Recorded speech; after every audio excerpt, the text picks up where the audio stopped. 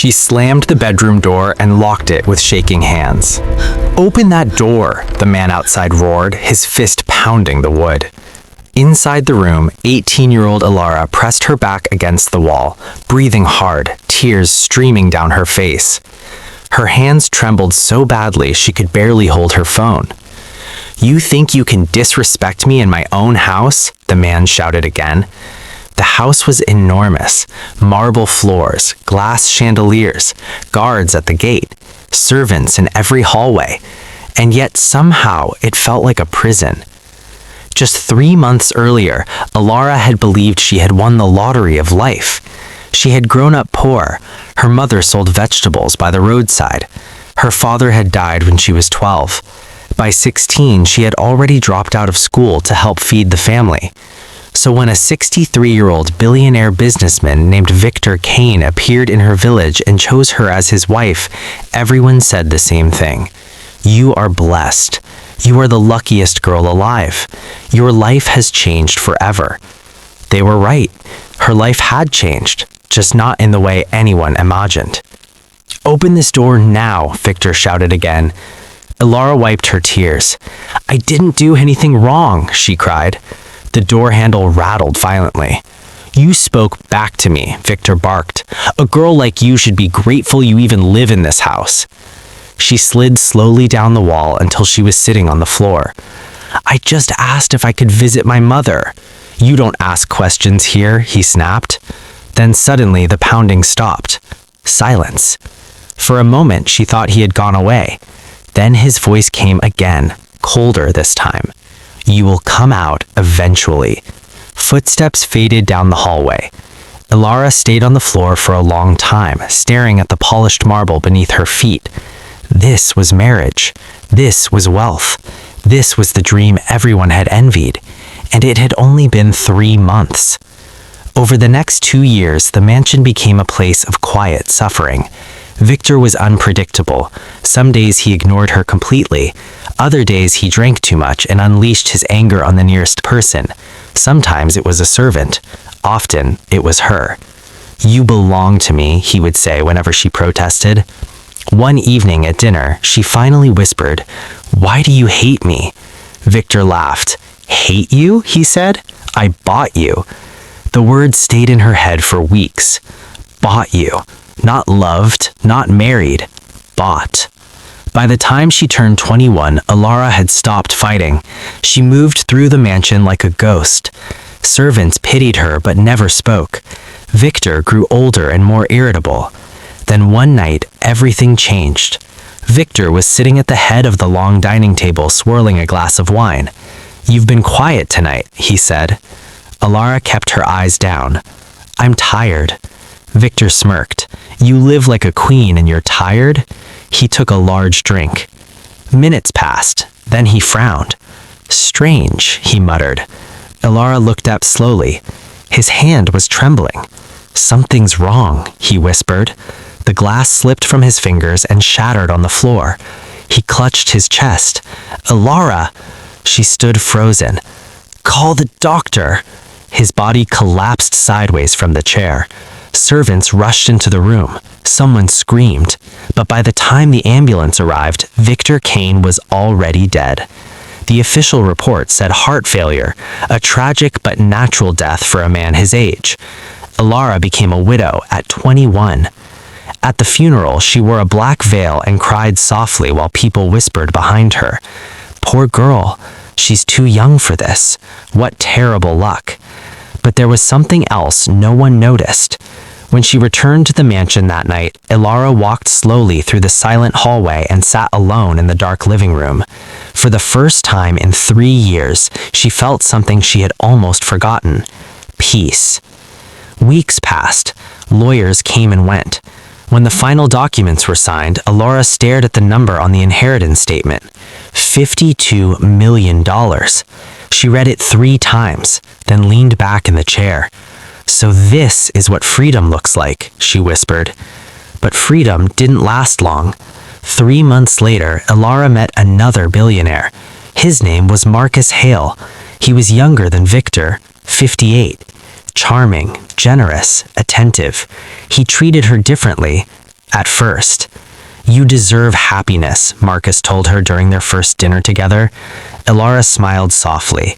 "You don't even know me." Marcus laughed. "I know enough." Within 6 months, they were married. Friends said it was romantic, a young widow finding love again. But the fairy tale cracked faster this time.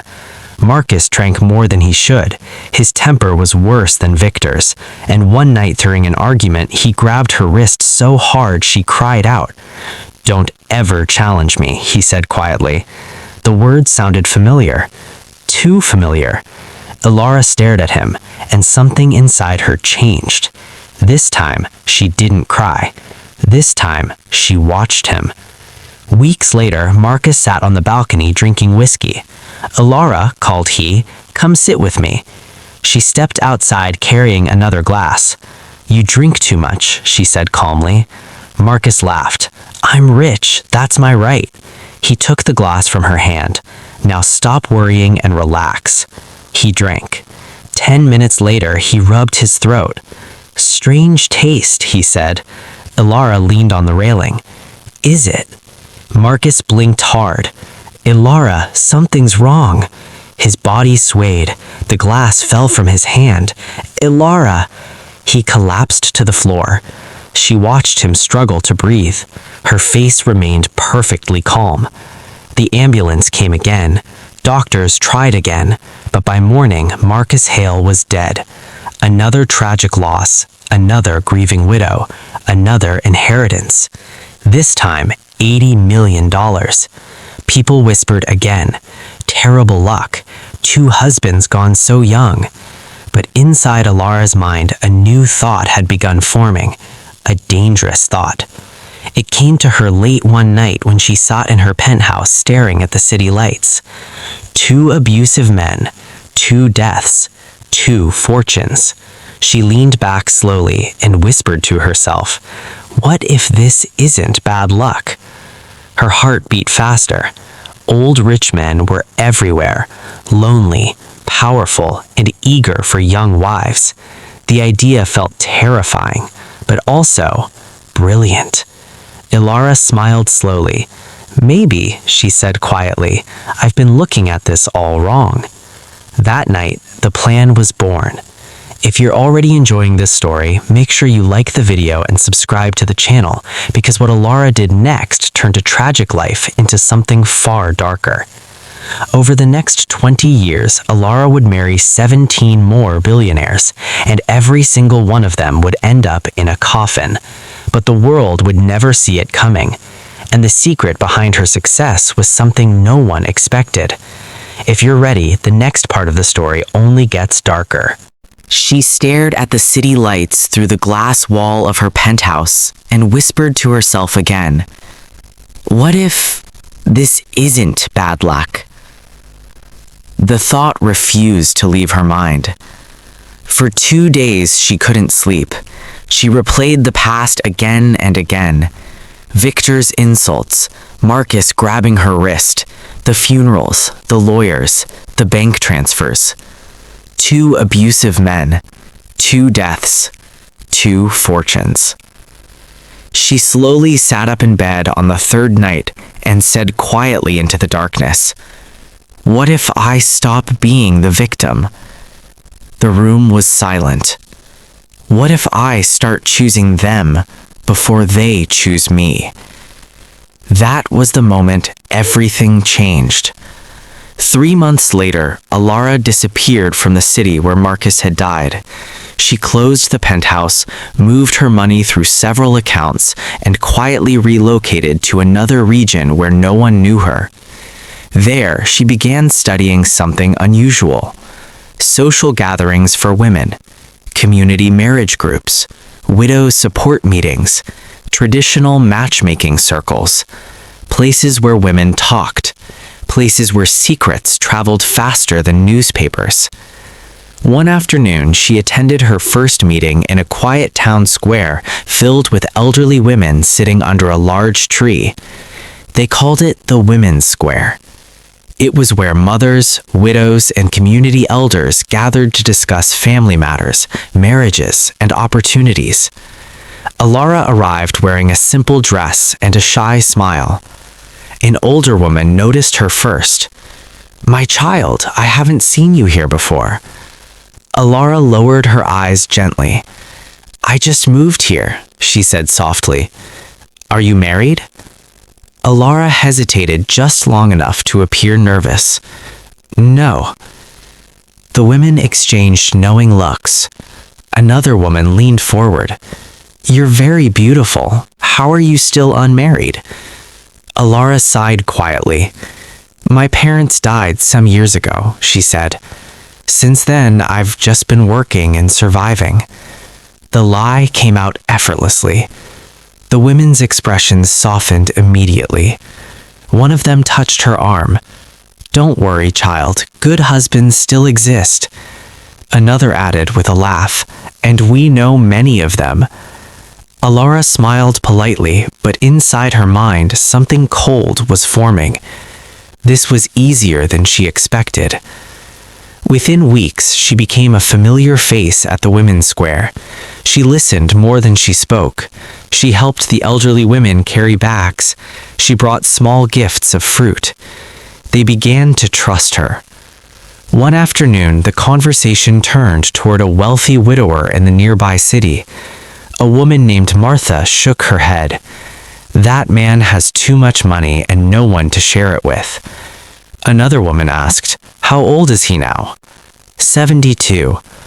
The group laughed. Too old. But then Martha glanced at Elara. "Unless someone young and kind could bring him happiness." All the women turned to look at her.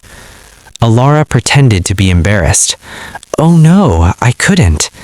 But Martha waved her hand. "Don't be shy. His name is Daniel Rowe. He owns half the shipping companies in the port." Elara's heart skipped. Shipping companies. That meant billions. The women continued talking. "He's lonely since his wife died. He needs someone gentle. He needs someone young." Martha smiled warmly. "I can introduce you." Elara lowered her eyes again. "If you think it's right." 2 weeks later, she met Daniel Rowe in a quiet restaurant overlooking the ocean. He was 72, wealthy, and immediately captivated by her. "You're much younger than I expected," he said during dinner. Elara smiled shyly. "I almost didn't come." "Why?" She shrugged slightly. "I didn't think someone like you would want to meet someone like me." Daniel laughed deeply. "My dear, I have spent my entire life surrounded by people who want my money." He leaned closer. "But you seem different." Elara looked down as if embarrassed. Inside her mind, she was already calculating. 3 months later, they were married. The women's square celebrated the union like a victory. "See," Martha said proudly, "we told you we would find you a good husband." Elara hugged her warmly. "Thank you." But inside her chest, there was no joy, only patience. Daniel Rowe adored her. He bought her cars, jewelry, vacation homes. He told his friends constantly, "My young wife brought life back into this house." One evening, they were sitting in the garden while he drank his usual evening brandy. "You know," Daniel said happily, "meeting you was the best thing that ever happened to me." Elara sat beside him calmly. "I'm glad you feel that way." He raised his glass. "To us."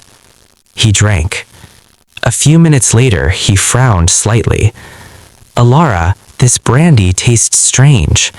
She tilted her head. "Does it?" Daniel blinked slowly. His hand began shaking. "What?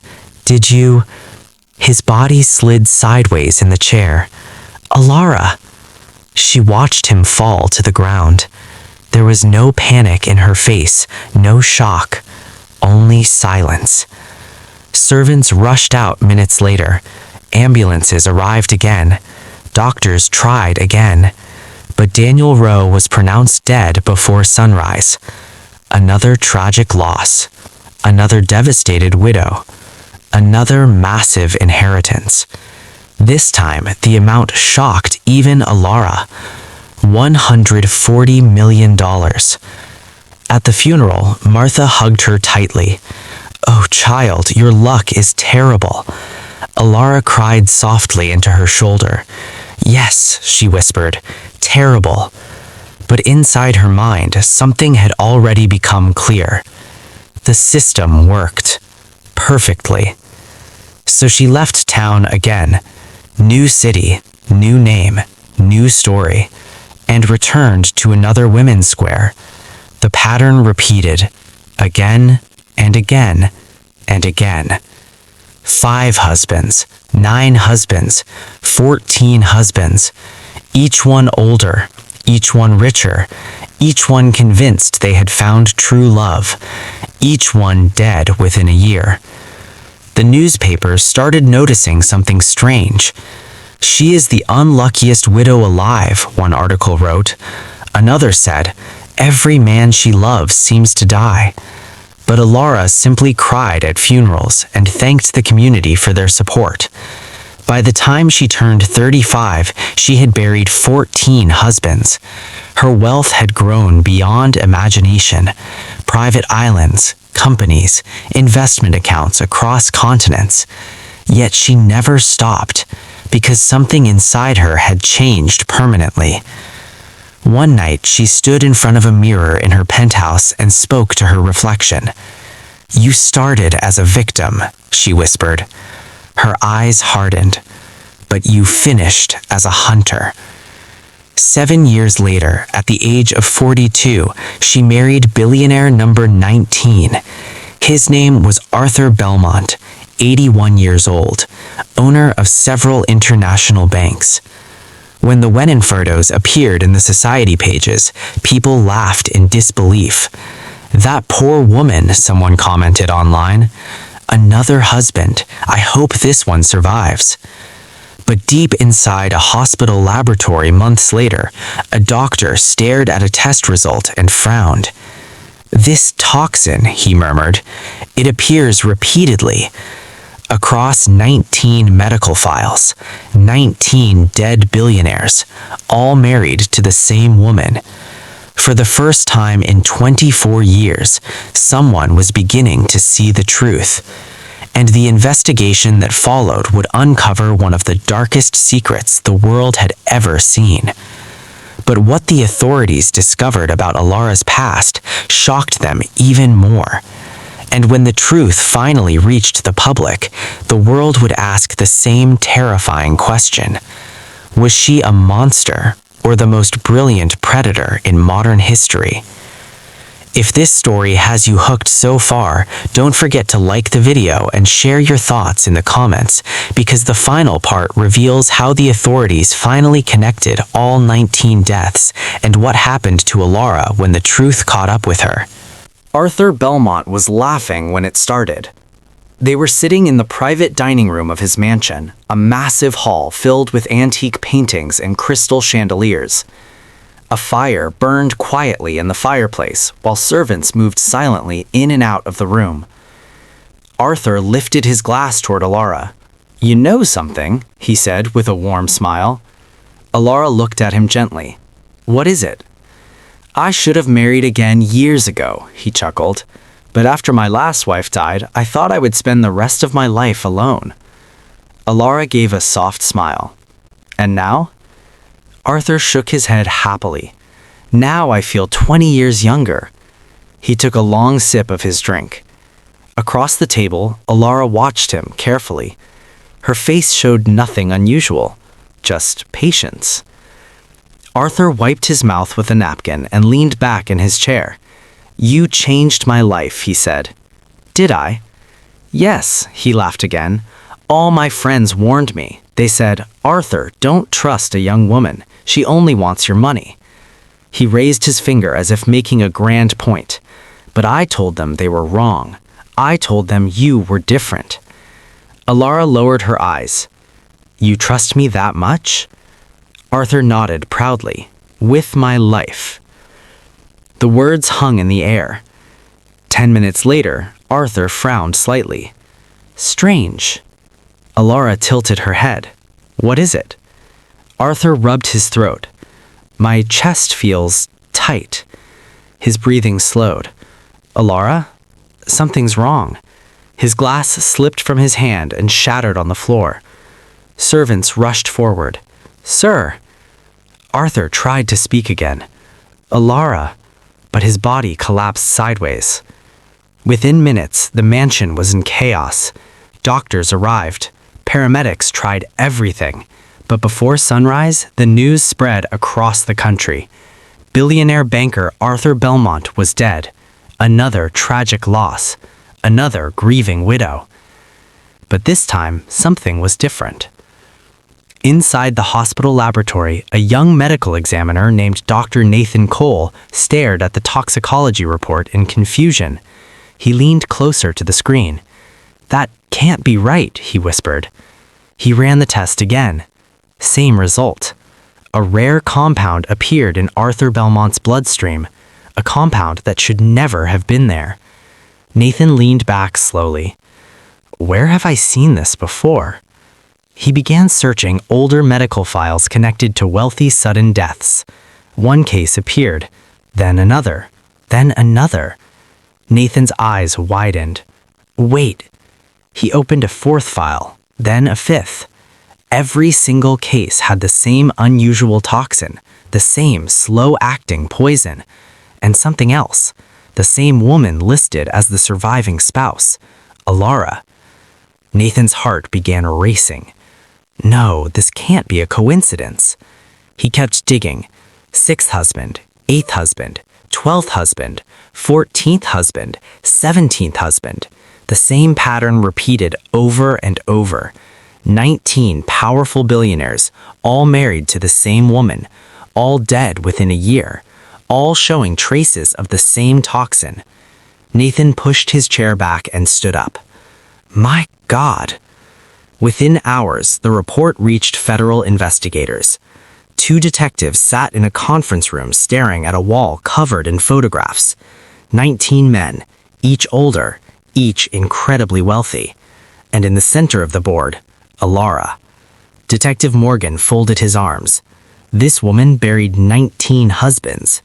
Detective Ruiz shook his head slowly, and every one of them died mysteriously.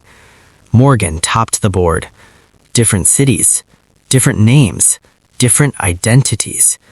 Ruiz leaned closer, but always the same method. Morgan nodded. Poison. Ruiz looked at Elara's photograph again. She was smiling in a wedding dress beside Arthur Belmont. She fooled entire communities, Ruiz said quietly. Morgan sighed. Not just communities, governments. Over the next 2 weeks, investigators uncovered the full scale of her operation. Dozens of passports, multiple identities, millions of dollars moved across international banks, properties hidden under shell companies. But the most shocking discovery came from small towns across the country. Investigators visited several women's squares. Groups of elderly women gathered under trees or community halls. Everywhere they went, they heard the same story. Yes, we remember her. She was very kind. She said she had never been married. We helped her find a husband. Morgan rubbed his forehead. She used them. Ruiz nodded. She turned entire communities into matchmaking agencies. Morgan stared again at the photographs. 19 men. Ruiz whispered, 19 murders. The problem was proving it. Most of the deaths had happened years earlier. The poison she used was extremely rare and difficult to trace, and Elara had always left each city before suspicion could form. But Arthur Belmont's death changed everything, because for the first time, a doctor noticed. 3 weeks after the investigation began, Elara was sitting quietly in her penthouse overlooking the ocean. She held a glass of wine and watched the sunset. Her phone rang. She answered calmly. Yes? A voice responded. Mrs. Belmont? Yes. This is Detective Morgan with the Federal Investigation Unit. For the first time in 24 years, Elara's smile faded slightly. I'm sorry to disturb you, but we would like to ask you a few questions about your late husband. Elara remained silent for several seconds. Then she said softly, "Of course." The interview was scheduled for the following morning, but Elara already knew something had changed. She walked slowly to the window and looked out over the dark water. 19, she whispered.